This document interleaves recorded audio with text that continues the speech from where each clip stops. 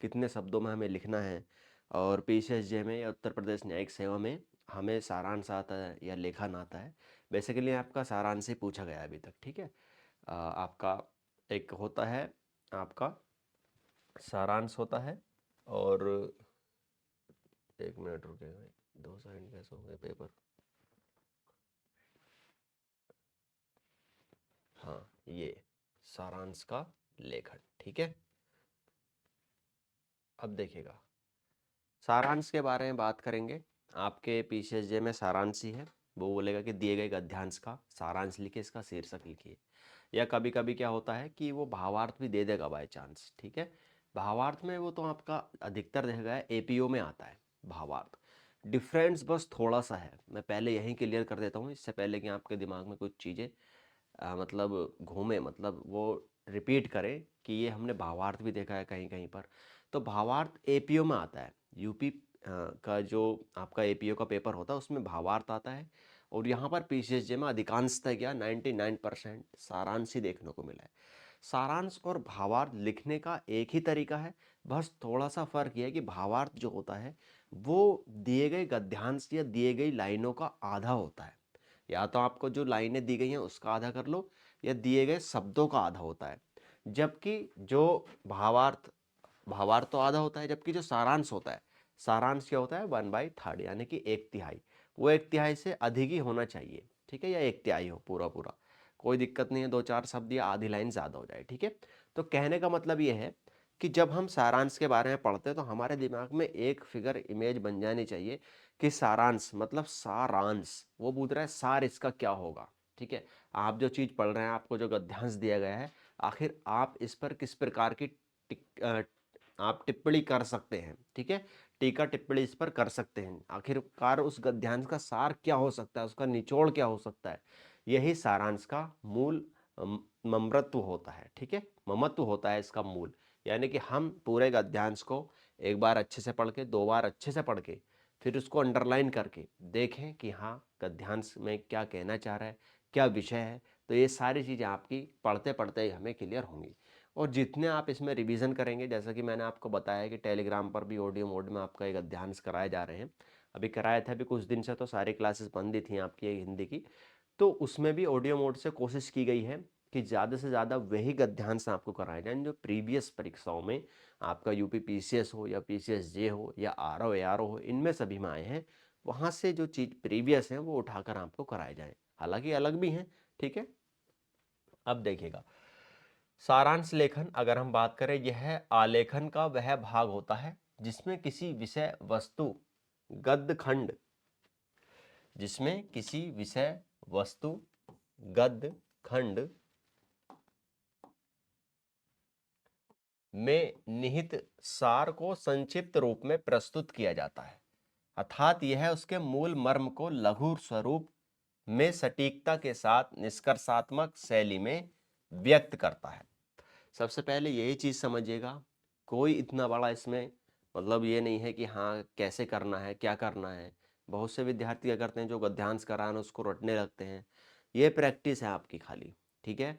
जैसे आप ट्रांसलेशन करते हैं कि एक पैराग्राफ को कभी हिंदी से इंग्लिश, इंग्लिश से हिंदी, तो वो प्रैक्टिस ही तो है। अब आप उसको रटेंगे, वो एग्जाम में जाए, ऐसा तो इम्पॉसिबल है। हालांकि हिंदी में देखा गया है कि हिंदी के जो निबंध हैं या गद्यांश हैं, अधिक मतलब कभी कभी वो रिपीट भी हो जाते हैं। तो इसलिए मैं पूरी कोशिश करूंगा कि जो प्रीवियस आए हुए हैं उनमें से कोई भी आपका गद्यांश छूटने ना पाए, वो सारे आपको यहाँ मिले, ठीक है। या वो भावार्थ में आ गए हों आपके यूपी एपीओ में, हम उसका सारांश कर देंगे, ठीक है। भावार्थ के रूप में पूछे गए तो हम उसका सारांश आपको बता देंगे। और उत्तर प्रदेश का जो लोक सेवा, उत्तर प्रदेश लोक सेवा आयोग है, उसमें पीसीएस में जो आए हुए हैं उनको करा देंगे।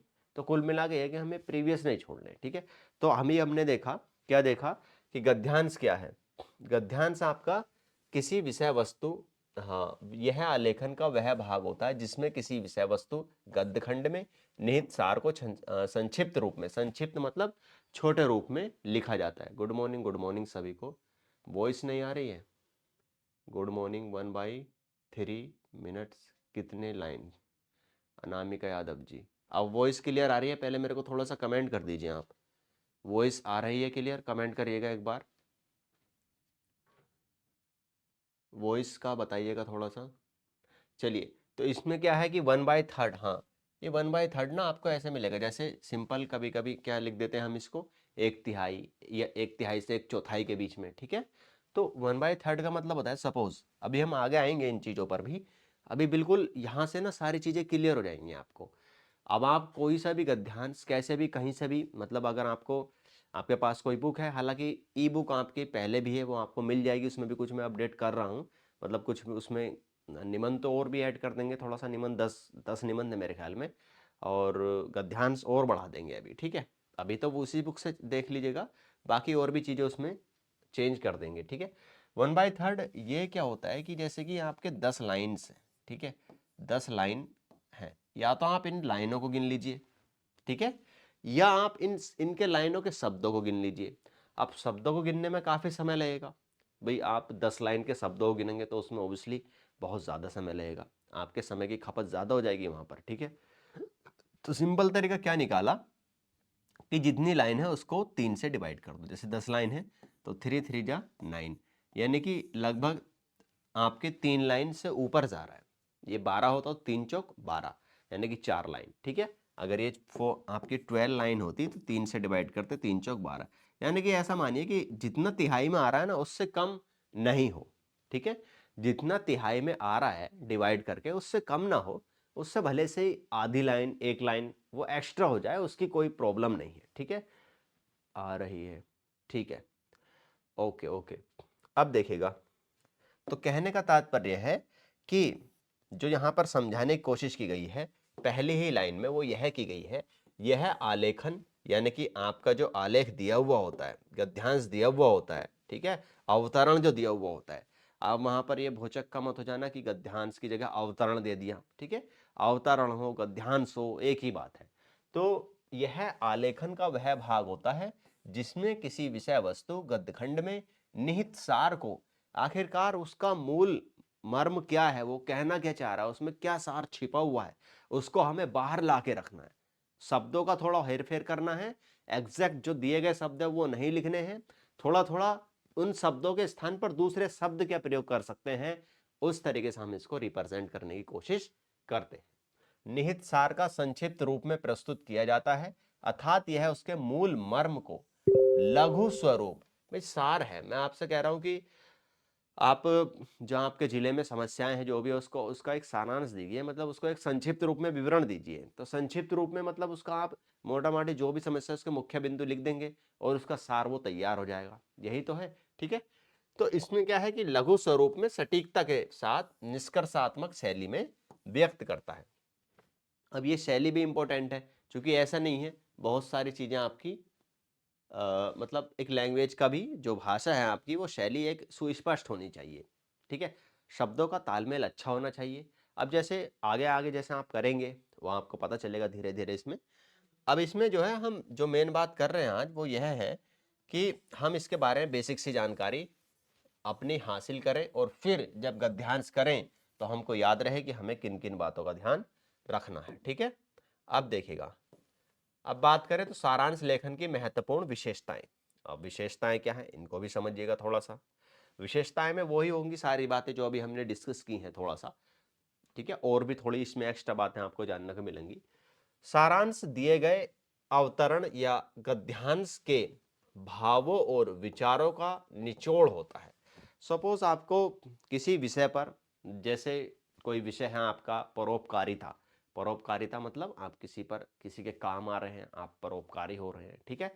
एक है आपका किसी भी विषय हो सकता है उसमें, ठीक है, कर्म के प्रति सक्रियता, मतलब कर्म के प्रति समर्पण, इस तरीके से। तो जो उस विषय में वो कह रहा है, ठीक है, लाइन टू लाइन अर्थ निकालेंगे वो बहुत ज्यादा हो जाता है, ठीक है। अगर हम एक एक शब्द का अलग अलग अर्थ निकालेंगे वो भी ज्यादा हो जाएगा। इसलिए सार यही तो है कि हम उसको सारे को पढ़ें, 2 से 3 बार पढ़ें, उसको रीड करें, और फिर जो उसका मूल मर्म है उसको प्रस्तुत करें, ठीक है। सारांश गद्यांश की मूल शब्द सीमा का 1/3 से 1/4 के मध्य में होता है। कहने का तात्पर्य है कि 1/3 से 1/4 के बीच ये होता है, ठीक है। फिर अगर हम बात करें आपका 1/3 से ज्यादा ही होना चाहिए, ठीक है, कम नहीं होना चाहिए। भावों और विचारों को क्रमानुसार प्रस्तुत न किए जाने के कारण उसका केवल मूल मर्म ही दिखाई पड़ता है। अब ये नहीं कि जो हर लाइन में कुछ भाव उसने प्रदर्शित किया, पता चला उसका ही आप विवरण करने लगे, तो कुछ चीजें इसमें छोड़नी भी पड़ेंगी। अतिशयोक्ति की कुछ बातें हैं, कुछ बढ़ा चढ़ाकर बातें की गई हैं, ठीक है, कुछ उक्ति दी गई है, उसमें मुहावरा दे दिया गया है, कुछ लोकोक्ति दी गई है, कुछ ऐसा दिया गया है स्टेटमेंट वगैरह, वो भी छोड़ना पड़ेगा। ये नहीं कि उसको कोशिश कर रहे हैं उसका एक्सप्लेन करने की, वो बहुत ज़्यादा हो जाएगा, फिर वो सारांश नहीं रहेगा, फिर वो पूरा ही एक्सप्लेनेशन हो जाएगा, फिर वो विवरण हो जाएगा एक तरीके से, ठीक है। अब देखिएगा, तो भावों और विचारों को क्रमानुसार प्रस्तुत ना किए जाने के कारण उसका केवल मूल जो मर्म है वही आप दिखाई पड़ेगा वहां पर आपको, या आप लिखते हैं उसको। गद्यांश में प्रयुक्त शब्दों का प्रयोग सारांश में ना करके बल्कि उनके अर्थ का संक्षिप्त प्रयोग किया जाता है। मतलब सिंपल सा कहने का मतलब ये है, कोई कहता है कि शब्द मेहनत आया जैसे, तो मेहनत की जगह आप परिश्रम भी लिख सकते हैं, ठीक है। अब जैसे कठोर शब्द आया, कठोर की जगह जटिल भी लिख सकते हैं, ठीक है। आलसी आया तो आप सॉरी परिश्रमी आया तो आप उसकी जगह उद्यमी भी लिख सकते हैं। तो ये शब्दों का हेर फेर है, मतलब अर्थ वही रहे, शब्द बदल जाएं, अर्थ वही रहे, ये इसकी कला है मेन जो है गद्यांश लिखने की, ठीक है। ये धीरे धीरे आपको जैसे प्रैक्टिस में लेंगे आप चीज़ों को, तो ये क्लियर आपको तभी होगी, ठीक है। ये कोई रटे रटाए शब्द नहीं होते किसी को, धीरे धीरे जब हम करते हैं तो वो आपको चीज़ें रिवाइज होने लगती हैं, और फिर आप उसका जो वर्डिंग्स का गेम है वो धीरे धीरे समझने लगते हैं। तो गद्यांश में प्रयुक्त शब्दों का प्रयोग सारांश में न करके बल्कि उनके अर्थ का संक्षिप्त प्रयोग किया जाता है। मतलब ये कहने का मतलब है कि जो गद्यांश में दिए गए शब्द हैं आप जरूरी नहीं उनका ही सारों का प्रयोग करें। अब जैसे कोई ऐसा शब्द है कि जिसके आधार पर वो सारा गद्यांश टिका हुआ, तो उसका तो प्रयोग ओबियसली करेंगे ही, ठीक है। जैसे कोई परिश्रम के ऊपर है या आपका उद्यमी परिश्रम के ऊपर कोई आपका गद्यांश का सारांश आता है, तो उस जो मेन चीज है उसमें उसको लेकर के तो कोई दिक्कत नहीं है, एक आध बार उसका प्रयोग कर सकते हैं, फिर उसी आधार पर सेंटेंस लिख सकते हैं, बार बार भी उसका प्रयोग नहीं करेंगे, ठीक है। संक्षेपीकरण के लिए गद्यांश के भीतर आए हुए अनावश्यक कथनों, स्पष्टीकरण की बातों, मुहावरों आदि को स्थान न देकर उनके मूल मंतव्य को ही संक्षिप्त तौर पर उल्लेख करते हैं।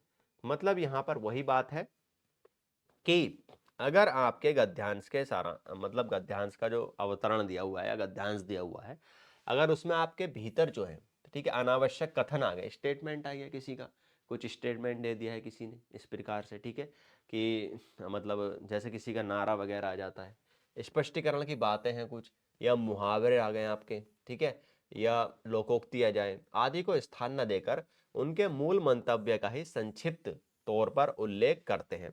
मतलब उसका थोड़ा सा आप बता सकते हैं संक्षिप्त रूप में, ये नहीं कि पूरा विस्तार से उसको खोल के बताएंगे, ठीक है, उसको स्किप कर देंगे पूरे को।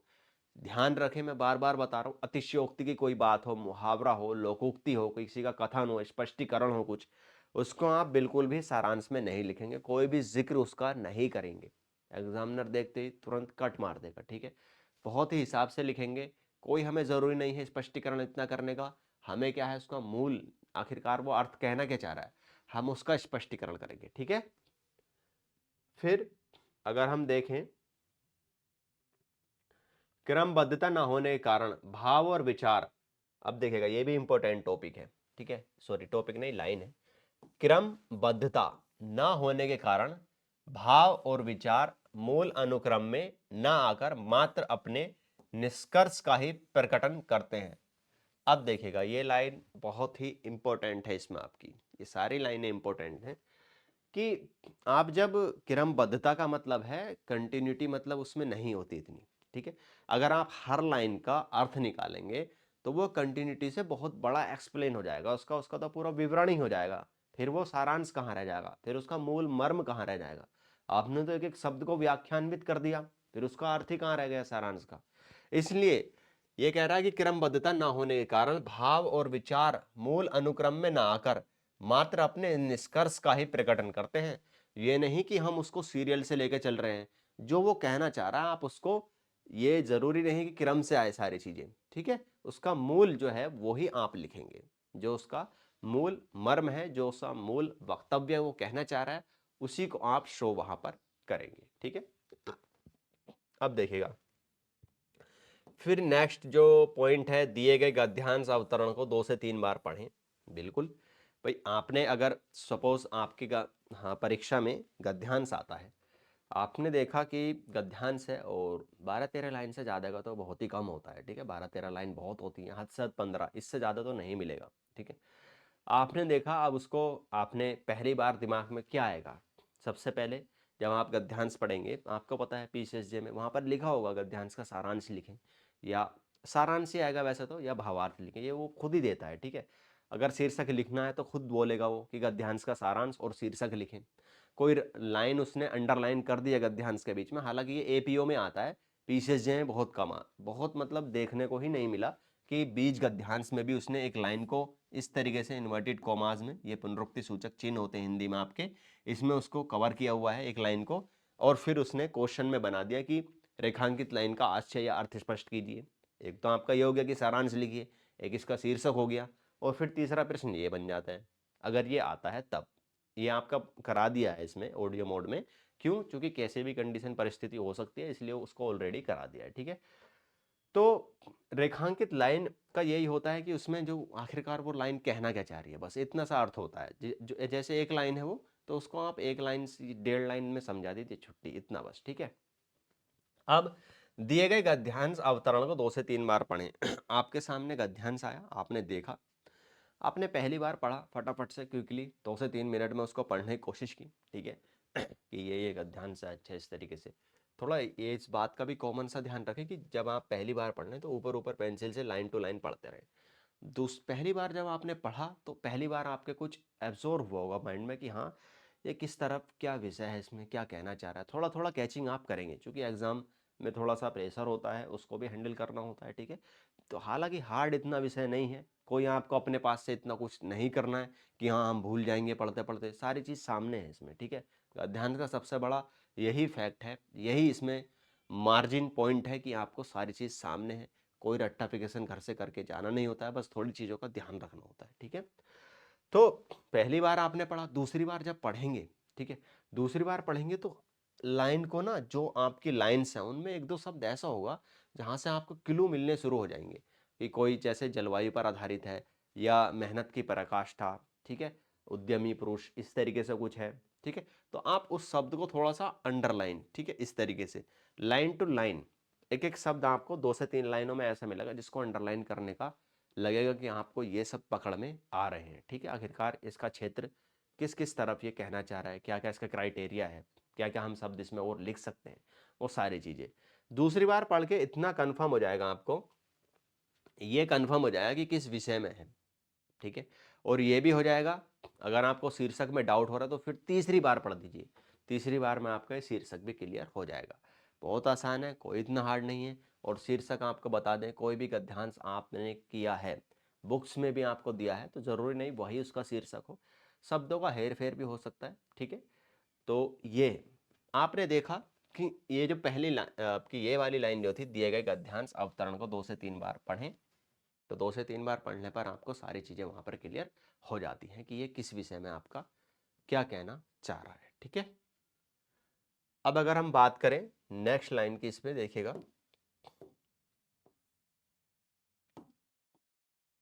ये आज का जो क्लास है आपका, ये बेसिकली यही है कि जो गद्यांश है जब आप उसको करें तो इसमें कोई समस्या ना हो। ठीक है, अब देखिएगा, सारांश में बात संक्षेप में लिखनी पड़ती है, विस्तार और विश्लेषण करने की आवश्यकता नहीं होती, अर्थात सारांश में अपनी कोई राय, व्याख्या, कटौती या टिप्पणी न डालें। मतलब कहने का यह है कि आपको अपनी तरफ से उसमें कोई भी, अपनी तरफ से क्या मतलब, वो कहना तो कुछ और चाह रहा था, आप उसके अलग अलग मतलब विस्तार से चले गए।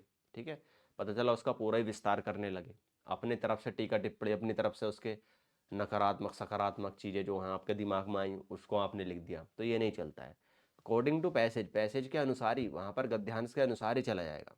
ठीक है, जो वो कहना चाह रहा है उसका वर्णन करें आप, ये नहीं कि मतलब उसकी व्याख्या या राय अपनी देने लगे उसमें।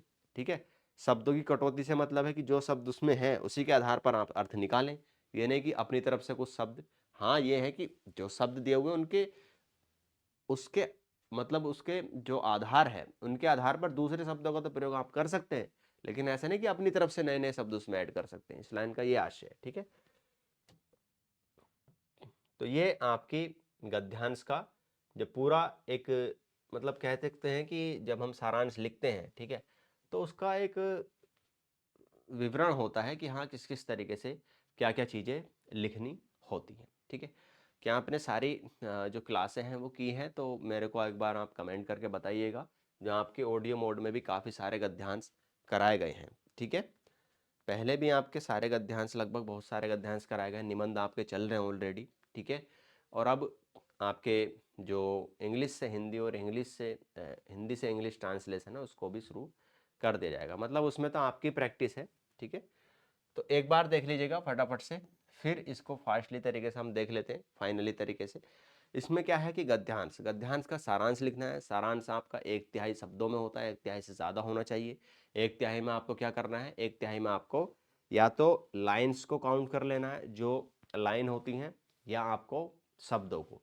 शब्द गिनने में थोड़ा समय ज़्यादा लगेगा, इसलिए लाइन को काउंट करके उसको 3 से डिवाइड कर दें। 3 से जब डिवाइड करेंगे तो उसमें जो भी आएगा उसके प्लस में ही उन लाइनों का जो अर्थ आप लिख रहे हैं, जो सारांश लिख रहे हैं, उसमें उसका सारांश रहना चाहिए, ठीक है। और इसमें उसका जो लघु रूप है वह आपको प्रदर्शित करना है। सिंपल सी बात है, कोई बढ़ा चढ़ाकर कोई बात नहीं लिखनी है, ठीक है। निचोड़ मतलब जो भाव है उसमें विचार है, वो कहना क्या चाह रहा है, वही चीज़ें सारी आपको रिप्रेजेंट इसमें करनी है, ठीक है। 1/3 से 1/4 के बीच में, और भाव और विचारों को क्रमानुसार प्रस्तुत न किए जाने के कारण उसका केवल मूल मर्म ही आपको दिखाई पड़ता है। गद्यांश में प्रयुक्त शब्दों का प्रयोग सारांश में न करके बल्कि उनके अर्थ का संक्षिप्त प्रयोग किया जाता है। मतलब जो शब्द आपको दिए गए हैं कोशिश करें कि जो शब्द दिए गए उनके अर्थ पर दूसरे शब्द आप प्रयोग करें, यानी कि वही शब्द आप हूबहू उसमें लिखे जा रहे हैं, ठीक है। जैसा आपको बताया था, परिश्रमी को आप उद्यमी लिख सकते हैं, कठोर को जटिल लिख सकते हैं, ठीक है, इस तरीके से। फिर आपका ये है कि संक्षेपीकरण के लिए गद्यांश के भीतर आए हुए अनावश्यक कथन हो, किसी का स्टेटमेंट है, स्पष्टीकरण की बातें हैं, मुहावरे हैं, लोकोक्तियां हैं, स्टेटमेंट है, ये सभी आप उनको स्थान नहीं देंगे।